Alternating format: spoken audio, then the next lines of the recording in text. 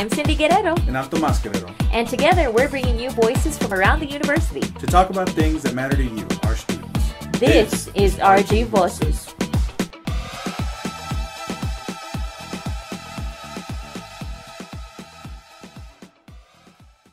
Okay, so we're here with, of course, me, Cyndy, and Tomas. Yeah. And our special guest today is Adela Tamayo.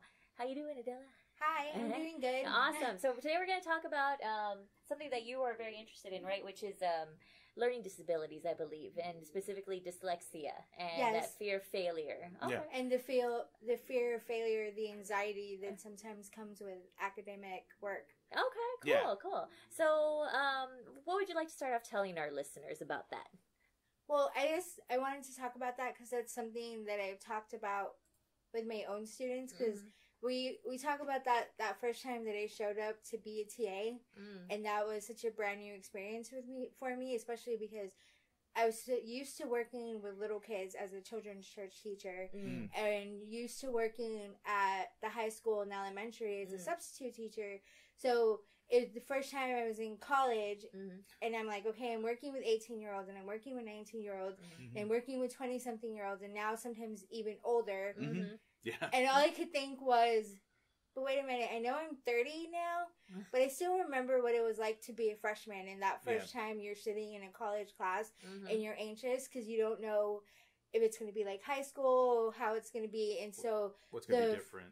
Yeah, it's going to be different. And that first time I told them, you know, this is a new experience for me, just like it's a new experience for you. So we're going to be learning together.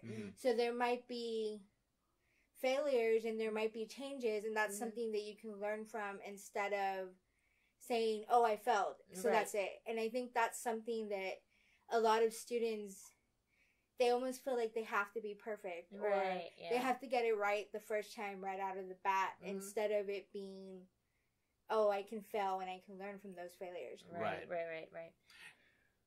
So one of the things that I try to tell my students is how they've been conditioned to see failure. And a lot of them see failure as the end-all be-all, like, oh, I failed, therefore I can't do it. Or I barely passed, so that means whatever conceptions they have of failure, it tends to stem from this idea of I can only try once and then that's it. And a lot of the things that they're exposed to, like standardized tests, they kind of set them up for like, okay, here's how writing works. And then they go, you have one opportunity to write this. You have a limited number of time. You cannot erase. You have to write the introduction for it. And they get all these habits that adjust to the exam, but not how real writing works. So when they encounter our classrooms, we go, oh, that's not how we do it. You know, this is an approach you should try to take, or this different type of methodology. And what they hear is, you did it wrong, you failed. As opposed to like, oh no, we're working on this. This is a process. This isn't like a one and done thing. So it's really hard to break those thresholds and move them into this new realm of like, no, we learn from those and we build on them. Yeah. Because I noticed that too, like sometimes when we were doing the writing theory and how they have to turn in their first draft, and then a lot of them turn it in super late. Yeah. Because they're like, well, I wanted it to be done. Yeah. And I'm like, but we talked about this, remember? It's just the first draft. So I said, even if it's just a paragraph, you turn in what you have. And I think that's something I had to learn from too. Because we also talk about standardized testing, and I tell them, I go, I don't know what the name is now because mine was in the time of TOS and they've changed it so many times. Yeah. But I told them I always felt like it was the formula, and it was almost like the same topic. And it was almost like I would sometimes get bored because I would be like, okay, if I have to write another prompt about convince the school district to do recycling, and it was like, wait, that was the prompt last year. So you kind of just recycle the ideas. And so then I would tell them, I kept getting good numbers and good grades and getting exemplary. And then I took my first college class and I got my first paper back and I got a D.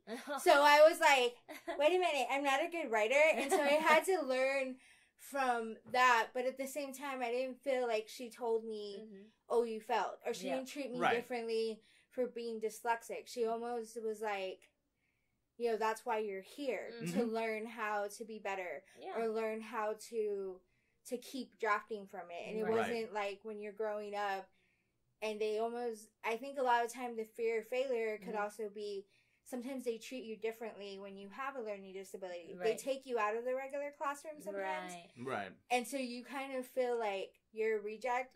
And then sometimes, like, the kids would make fun of me. They would call me stupid, but I would get better grades than them. So it was very conflicting. Right. Like, wait a minute, but I'm getting A's in there. So I had to learn how to get past that. Right. And you would think that they would hope somebody in like a sort of position that has the ability to make these changes would realize that this thing that they created, the standardized test, is for a very homogenous audience, which is the quote unquote perfect student, who can grasp things easily, who learns at a perfect linear level. Normative student. Yes, which is terrible because there is no such thing as a homogenous audience. Like, if there is, then it's just a small group of people, and you get all these other kinds of people left out and feel like there's something wrong with them. Yes, and I actually worked with students with disabilities before I worked here at the elementary school, and a lot of them were very aware that they were being treated different. And they would tell us, like,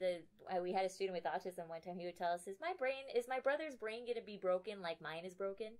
And we're like, your brain's not broken. He's like, yeah, it's broken. And I was like, no, you're not broken. You're just different, and you're amazingly different. He was amazing, an amazing student, so smart.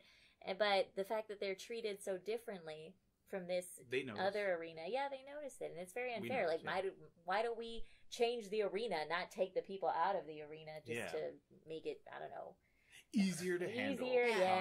But easier for the people in charge. Not for and it almost feels like if you're that little kid who notices it and you call it out to the adults, sometimes you get told that you're being harder than you really are. You're being difficult. You're being difficult. You're being too smart for your own good. And I always joke around because I still have people who tell me that as an adult, and I'm like, no, I'm not. I made some mistakes. I mean, I learned from them, but it's very much like I had the teachers that, would just send me off to the special classes, but then I did have the teachers that they would they would push me, but it was almost like they knew when to pull back. Right. But then at the same time, they knew when to, I know you can do better, so I'm going to give you a chance to do better. Or when, I always remember how in 6th grade, I had an English teacher, and she was a DT. And my first 6 weeks, I was failing. And so she had a conference with my parents. And my parents were like, well, you know, she's dyslexic. And they talked about we can transfer her to a regular class. And she was like, no, I don't want to, because I actually think she can do it. Because I hear the way she talks. I hear the way she answers questions. It's just in her writing. And she's like, I feel like she can actually get good grades here and do the work. And so part of me kind of wanted to be like, no, just transfer me to regular. But at the same time, it was kind of like, wait, she believes in me even if I don't believe in myself right now. So I was like, okay, I'll stay. But I was like really nervous. I was like, no, wait, do I want to do this? Like, And we get nervous because we're afraid, and like you mentioned, of failure. Like that's where our anxiety comes from. It's that idea of like, what if I mess this up? As opposed to like, well, why don't you think about it as like, well, what if you do great? My therapist says that too. Like, instead of saying, like, thinking about the past or the mistakes or the bad things that you think you did, like, what if you think about all that you've accomplished despite being sick or despite having a learning disability? And so I kind of feel like it's a little bit of both because when I took practicum with Dr. Pam, she talked about how we learn from our previous teachers. And so a lot of times we don't look at the way we teach because we do the way we were taught from us, well, right? That's how I learned it. Or, so, like, if they were good teachers, we think, okay, I'm good. And I always felt like the way I learned how to teach, even when I was just volunteering in high school with little kids, was from almost like the bad teachers and how I was mistreated. Because actually in my dyslexia story, when I was found out, it was 1st grade. And I always tell people, I actually started 1st grade later because I had to have surgery for my ears. And so we had gone to meet the teacher, and then I started. And it was hard to explain to her that I could understand what she was saying. I just couldn't understand my paperwork. Right. And they had stuck me in a DT class without testing. So when I would ask her for help, she would say no. Or she would say, I already explained it. You should have been listening. Oh, and I would say, there's only so many times as a kid you get told no before... You just stop trying to ask. And so a lot of times she would punish me because I couldn't do my work in class. So she treated me different from other kids. And it wasn't until the end of the year that she actually gave me detention for not finishing my work after school. And my mom was a nurse and she was working really late. And I had to call her. So that made her angry because she was like, I heard your little 6-year-old voice instead of an adult. And so I was like, is your teacher there? And I'm like, yeah, she's standing right here. Let me talk to her. And my mom was like, we're going to be there in the morning and we're going to talk to you. So we were there and she was like, I'm going to fail her. And my mom was like, no, you're not. She's going to be the oldest one out of the kids. She's going to be bigger. And she kept telling them what she would tell me, which was, it's not my job for her to learn. It's my job to teach. Yeah, that's what she would tell me. And my principal was like, no. My principal was like, actually, it's your job to recognize why they might not be learning, because if she has a learning disability or something that's causing that, we can get her tested. Right. So that's what they did. And that's when they found out I had dyslexia. And I always tell people, I went to summer school and my teacher there was really, really nice. And I learned how to read in a month compared to the whole semester where I would. And then my parents were really supportive because I actually, to make the kids laugh, I was like, I had hooked on phonics, but it was on videotapes, and you guys might not know what those are. So videotapes? Yes, they have they were like, what? And I was like, and I showed them a picture because I put it in my literacy narrative. I was like, I had hooked on phonics, and my parents were always buying me books, and it was almost like I knew my mom and dad had my back, but at the same time, I learned how to be a teacher from that. Like, I don't want to be that kind of teacher. Yes. That's some pedagogy of the oppressed by Paulo Freire. He talks about how, like, there's these misconceptions about teaching versus learning, and teachers, and of course this has changed, or hopefully has changed, but it kind of reminds me of, there's this mentality of, if I throw knowledge at you, it's your job to catch it. But that's not the way learning actually functions, and Freire talks about how it's this banking system of education that keeps people oppressed. And especially, like, when they put the blame on you, it reduces the blame on them, or the responsibility on them. So, I don't care. I did my job. But that's, so when they reshape what their job is, which is what your teacher did, like, they reduce, like, I don't have to feel bad. And it's a societal thing, too, because there has been a case where, I believe it was in Detroit, there was a group of Detroit students who actually sued the school system because they didn't learn how to read and learn the things they were supposed to learn. They were in high school, and they had to take it all the way, I believe, to the Supreme Court. And they had a really hard time judging that case, because there's nothing in the law that says you actually have to learn. You just have to go to school, and they have to, quote unquote, teach you. But there's, like, no learning measurement or learning requirement. And so it's hard to, like, say that you have to do this when there's nothing that says, like, it's against the law not to teach you or not to make you learn or whatever. It's weird. It's very weird. It's kind of like how police don't have to reply to a crime. Oh, yeah. Like, we found out. They out. don't have to reply to a crime? Yeah, so if I call them and I'm like, I'm being attacked right now, they're like, oh, well, we don't have to. But then I also think, if you're being attacked right now, especially in Texas, and you choose to defend yourself, are you going to be punished? Because that's my thing. We said we weren't going to go. That doesn't mean you should have done something. Because I think about that. That's one of the issues I also learned from the teachers. I always tell people, I was bullied a lot growing up. And I go, and here I am, I'm a 33-year-old grown woman, and some people still expect me to be really quiet and just read my books and not have an opinion. And I'm like, that hasn't... F that. I'm like, I'm not going back to second grade. Because no thanks. I still remember being, like, I would be picked on a lot, and I tried doing the nice thing, and it was always this one boy, and I would tell my teacher, and she would tell me, "Oh, don't be a tattletale." Oh. And then the second time, I told her, she was like, "Don't be a tattletale. That's why you don't have any friends." And I was like, "I do have friends." And so the third time, she was like, "You need to learn how to stand up for yourself." Oh. So I tell everyone, do you remember, like, I don't know if everybody remembers, but I think it was like the 2nd and 3rd grade when they taught us about the golden rule, which is like you treat others the way you want to treat other people. Yeah. So it was like the end of the year, and I was frustrated because this kid kept making fun of me, and he kept telling me I was fat, and I was hairy, and I was ugly. So one day I was just like, I don't know why you keep making fun of me, because you're fat and ugly too.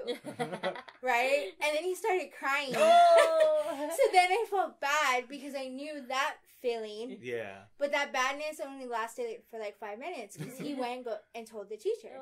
Right? And so then I always tell people, the teacher didn't tell him what she told me. No, she came and told me, good girls don't talk like that. Oh my God. Yes. And so I looked at her and I was like, well, if you would have done your job from the beginning, I wouldn't have to speak like this, right? And the principal overheard me say that, and so she got called over. Yay! And I didn't hear that, and so she comes up to me, and she was like, we're changing your... Because they used to have that little bear system that they would change, and she's like, you're going straight to red, because I was on green light. I was like... okay. So I tell people, like, I think I kind of learned, like... Sometimes you're going to get in trouble for doing the right thing. Yeah. And sometimes you still have to do it anyway. Yeah. But it doesn't mean you're a bad person. Because like I tell people, I was still a good girl. Yeah. It's just because like at the time I was like, I don't see you telling that boy not to be mean to me. Right. Or, you know what I mean? Or standing up for me when I was the victim. Yeah. Or it's not like I punched him. You know what I mean? Like, could have been I just told him exactly what he said me. And so I feel like you have to learn how to take those risks, and it doesn't always, then not every person is going to be able to handle that, so they might put you down for doing that, but it doesn't mean that your voice is not important. Right. Yeah, absolutely. Sure. I think that's an important part. I think every time we have these conversations, it always kind of seems to lead back to like our students and why their voices matter, and we try to lift them up. And I think I have a new phrase that might be my blurb. It might be like, sometimes you just gotta go red bear on people. Gotta go red bear. You gotta get that red bear. You gotta go red bear. You gotta get that red bear. But yeah, you're absolutely right. And sometimes it's uncomfortable to want to use our voices because we're afraid of that failure, because we're afraid of that backlash, especially from authority figures. Yeah. And using our voice and being an author is an act of rebellion. By just saying who you are, people have been punished for the things that they've written, but they've also changed the world. And so when we tell our students, we need you to use your voices to cause change, it's not just a thing we're saying. It's not some cheesy thing I read on my mirror or something, or I put up on Instagram. Authors change the world through the words that challenge what society is. Right. And so if we have students who have issues or who are marginalized in terms of their color or their learning abilities or whatever it might be, and they speak out like you did, those are the moments that cause change, even if it's sometimes a backlash, but eventually change happens. And now you're here sitting with us making this podcast, and you never know, those old teachers might be listening and they might be going, oh shit, that's me. You should feel bad if you're listening. Feel very bad about yourself. It's kind of like who we're raised by too, because like we have the Mexican American culture, and my parents weren't the typical Mexican American parents. In some ways they were, but in other ways they weren't. And like especially like my dad, I always kind of feel like he's my biggest literacy sponsor. Yeah, because he had to quit school in the 6th grade because he was one of the oldest kids of 16 kids, and he had to go and help them. Yeah. But he also makes this joke that because he was dyslexic, he was actually 17 when he was in the 6th grade. Right? And so then he was like, like a year later, I was at Vietnam. Like, so he always does that. He says that. And he actually talks about, like, because my grandma gave my parents a hard time, like, why didn't you teach her Spanish first? No. But it was because of the racism they faced. Like, my dad actually remembers being in elementary or junior high and being fed leftovers outside away from the white children because they were poor, or being punished for speaking Spanish. Yeah. Or, like, when my mom came over from Mexico when she was 7, she would say, like, here I was in this new country. She was like, we didn't have refrigeration before because we lived in a ranch. We didn't have TV. It was getting used to this, and then I was in school, and it was almost like expected of you. Okay, you're in the United States, you know English, and they would punish you for speaking Spanish, but corporal punishment was allowed. Right, and so that's why they taught me English first. And so, but then I grew up, and when I would try to speak Spanish, it's like, I don't know if it's a Mexican thing, but people tend to make fun of you for trying to speak Spanish if you don't speak it correctly. So you don't want to like do it. Like, especially my grandma, but I did have one tia that was very much like, because she would say like, in this house we only speak Spanish. She would say it in Spanish, and she would see me struggle, but she wouldn't make fun of me. She would like, she'd like actually kind support you. Like, yeah, like she would show me how to say it. Or when we were making flour tortillas, like when I was a little kid, she would speak to me in Spanish and then kind of like ask me like, how do you say this in English? But it was almost like this kindness, so with her I would try to speak Spanish, but with a lot of some of the other adults in my family, I'd be like, I'm not speaking Spanish with you because you're mean. Like, I don't want to. No te digo nada. And then that was very much like, and then, my sister used to say it was because I went to school in Los Fresnos and not Brownsville, because she said if I had gone to school in Brownsville, they would have threatened to kick my butt. So I would have learned Spanish that way. And I was like, oh, no, they did that in Los Fresnos, too. It's fine. But no, it's the same. By that time, I had been made fun of for so many things that by a certain age, I was just like, I don't care what you think about me. I know who I am. Like, and then because I would also ask them, like, oh, wait, so you guys know Spanish? And they'd be like, oh, no, our parents don't speak it. Or I'd be like, oh, do you guys go to Mexico? And they'd be like, oh, no, my parents say it was dangerous. But we used to go to Mexico. And so to me, I still remember one time in college, somebody was like, oh, have you ever been to a foreign country? And I was like, no. And they're like, you live right next to Mexico. Oh, wait, that's a foreign country? Like, it had to, like, hit me that it was, like, it's different from the United States, because sometimes it didn't feel that way. Right, absolutely. Yeah. As it should be with pretty much everything in life. There shouldn't be, like, borders or anything between nationalities or people with certain abilities versus none. Learning differently or whatever. Like, I don't know why we put up these borders between us when we're all just people. Yeah. And I think it kind of stems from something you were mentioning earlier, which is that feeling of other. Like, people cling on to that because if they are not within the group, then they might be other. So they go, no, I'm here. Let's make these other people other. Yeah. So it's this social thing where we're so afraid of being on the outside that we make sure we create these borders in order to not be the other. Yeah. And I think, your teacher, the one that you mentioned earlier, the one who punished you instead of the little boy, that's the perfect example of how, like, she's working within this concentration of I am in, she is other. Yeah. And when we do that, we don't sometimes we don't realize how alienating it can be. And even when we hear it, we go, oh, well, I wouldn't do that. And then they try to pretend like they're in a different in, as opposed to like, oh, I don't do that. But then they do it. But then they do it. And subconsciously or not. And one of the things that, I read a lot in my students' papers is like, the 60s were a very racist era, but a lot has changed and things are better now. And I go, well, my parents, also used to be threatened with corporal punishment for speaking Spanish, or they were smacked or whatever. And, and I go, but we don't do that anymore, sir. And it's like, yeah, that's true. But what about, people in their literacy narrative, students have told me that they're afraid of speaking in class because they have an accent. Mm-hmm. Where does that come from? And they go, oh, so they might not be punished or physically hit or anything like that. But why do we still feel that way? It's more insidious. Yeah, but I also think insidious. It's more ingrained. I always tell people, like, I never know whether to term it if it's racism, but like, because like I always felt like I wasn't Mexican enough because people were always telling me you didn't speak Spanish. Yep. You're not dark enough. You're because I say Adela instead of Adela with an accent, right? And I'm like, well, if you look up actually where that name originates, like it's from Germany, and then it talks about how it has like Australian and like, so I'm like, I don't really think there would be a Spanish accent in that, and so it felt very much like, am I Mexican? Am I American? Am I both? And so when I would claim Mexican American, a lot of people would say, oh no, you can't be that because you weren't born in Mexico and then you came over here like your mom. You know what I mean? But I claim that because I grew up in that culture. That culture. Like that's what I am. And then I still remember, like, one time we were in, I think it was, like, Spanish class, and this boy was making fun of another kid who was from Mexico, and so he was speaking, he kept making mistakes in his English, right? And the other kid was, like, making fun of him, and I stood up for him. Yeah. So he called me a spick. Oh. Yeah.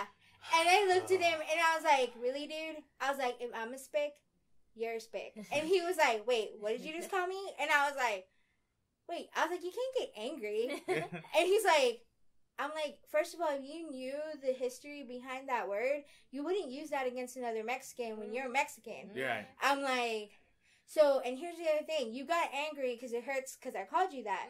But yet you're still willing to use that against someone else when... How dare we were not really different. Yeah. How dare you make me feel like an other when I'm trying to make him feel like an other. And I'm always like... Yeah. And so, I'm like, we're all people. Yeah. Like, we're no different. I'm like, you know, like, your last name's still Gonzalez, even though you try to act like this. Or you know, or he's still a human being. Yeah. And that's kind of how I feel, like, to recognize that we're all people, or even like the way I teach my kids in children's church, like I use cartoons and stuff that they know because I want them to recognize.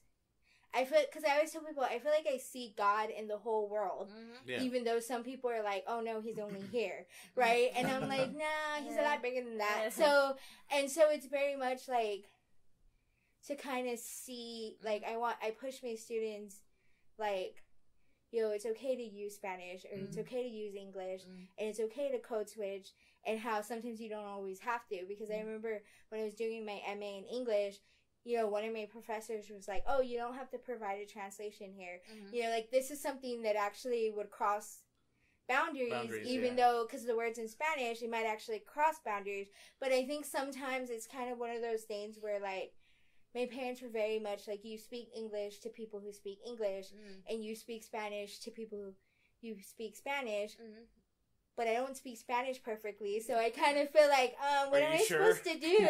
Like, can I speak both? Yeah. Right. And it's so funny how much this comes up, but we talked to Tomas de la Cruz, and we talked about context, and context matters, you know, in how we use these words and how we describe each other, but ultimately the ultimate context is we're all human. And we all need to treat each other the same way. And not put borders around each other. Yeah, whether they're physical or they're, you know, metaphorical, or, you know, we're trying to make somebody an other. And I try to practice that as much as I can with my students. And I do have moments where I'm like, oh, that's not something we say. I had a conversation with some students where I didn't know this, but one of my students was half black, half Mexican, but I wouldn't be able to tell just from looking at her. She came to a joking offense that another student had said, like, oh, he said that, like, of course you've had Popeyes. And so there was this, like, there was this middle ground of, like, I could tell he wasn't trying to be offensive. Yeah. But he was also not conscious of her identity. So I had this moment, this teaching moment. I was like, all right, so here's what's going on. And I kind of, she as a woman already has multiple identities imposed upon her. And then, you know, now you're saying she's half of something. So you're quarterizing and you're kind of breaking her down as opposed to just seeing her as a whole. And like, I turned around and was like, you might not have meant anything malicious, but by not being conscious of, you know, who she is as a person, you're mistakenly coming across as rude to her. And they both kind of like ended like they weren't upset. They were like, oh, cool. So there was that moment of like, oh, cool. I made these people see each other more as people as opposed to less. And I'm like, yay, teaching moment. Yeah. But yeah.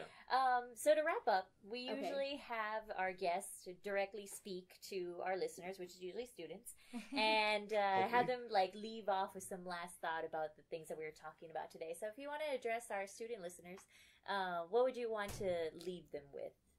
I think to tell them that they need to push to boundaries, because that's the best way to learn, and to always remember that if you do fail, that even if it's in your own head where you're saying, wait, I don't fail, or I can't do this again, to kind of, sometimes you have to step back and think, wait, I have failed before, and then I learn from it, and to kind of be like, learn from what my mistakes. Like, I always tell them, you know, I actually failed my first class of my graduate for MA in English, and I had to take it again, and my first paper, I overdid it because I was overcompensating. Right. And so my professor sent it back, and she was like, you have really good arguments here, but there's too many.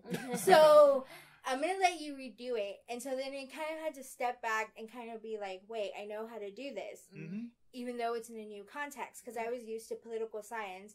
And then I realized a lot of the theories they use to argue with literature are still the same theories that I learned from political science. Right. So I kind of had to be like, okay, Adela, you know how to do this. And I said a prayer and I did my homework and I got an A. Right? And so that's what I tell them. Like, sometimes you have to step back and be like, why did you fail? Or like when my mom would say, did you try your best? And sometimes we don't always try our best. Right. And so we have to step back and be like, how can I do this differently? Right. That's perfect. Perfect. Thank you so much, Thank you so Adela. much for joining us. Okay, thank you. Of course.